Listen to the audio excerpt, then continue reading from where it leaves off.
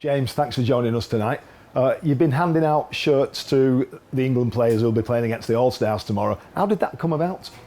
Yeah, well, that was just obviously I got a phone call last week to ask, would I come down and present the shirts, and obviously I jumped at the chance. It's one of those where I thought it's a bit strange because normally it's an ex-player, and with me still being a current player, I thought it's a little bit different, but one that there's no way I could turn it down. It was too good of an opportunity and a huge privilege and an honour for myself to come down. And I know most of the lads anyway, but to present the jerseys and give them, because I know all the hard work that goes into earning one of them. Yeah. And I think it's 2008 you made your international debut.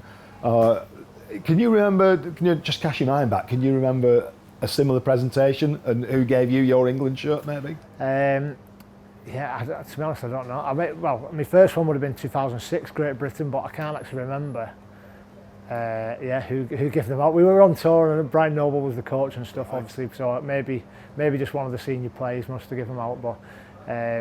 But yeah, I struggle to remember my first one, but I do remember some in particular, some real legends of the game and some real sporting icons as well, like Daley Thompson we had one time, and a few other people like that, and we even had the opera singer Catherine Jenkins one time over in Melbourne, people like that you don't really get to meet in everyday life. No, so you're following in a sort of in illustrious line of Daley Thompson, Catherine Jenkins, James Roby. They're not natural bedfellows, are they? No, like I say, there's been a few eye-catching names. There's probably more when I think about it, to be honest. But like I say, I can't turn down that opportunity. It was such a great privilege, like I said earlier, and to give these shirts out because they don't come around very often, do they? And the way the international game's set up in rugby league, some years you play a couple of games or a handful of games, and obviously this year there'll be a few more with it being a World Cup year. But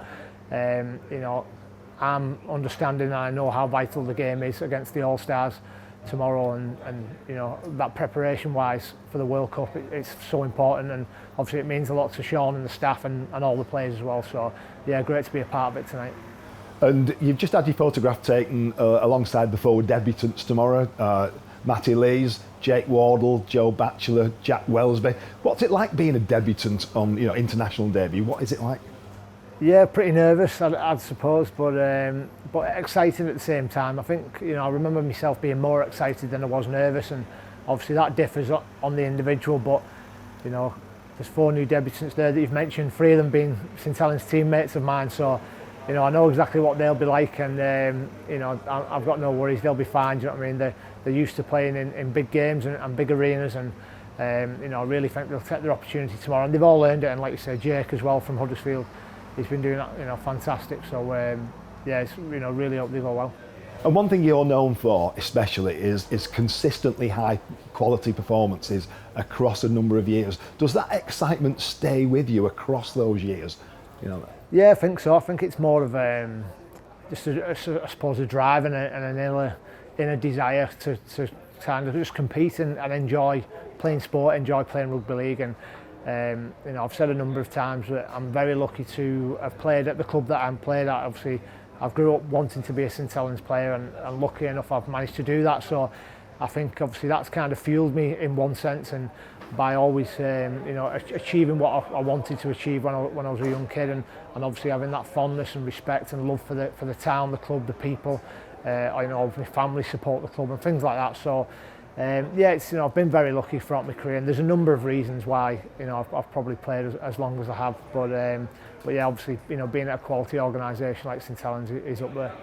And being here as a guest tonight and maybe watching on TV or at the ground tomorrow, will there be a sort of a lump in your throat or a tear in your eye, or that you're not out there?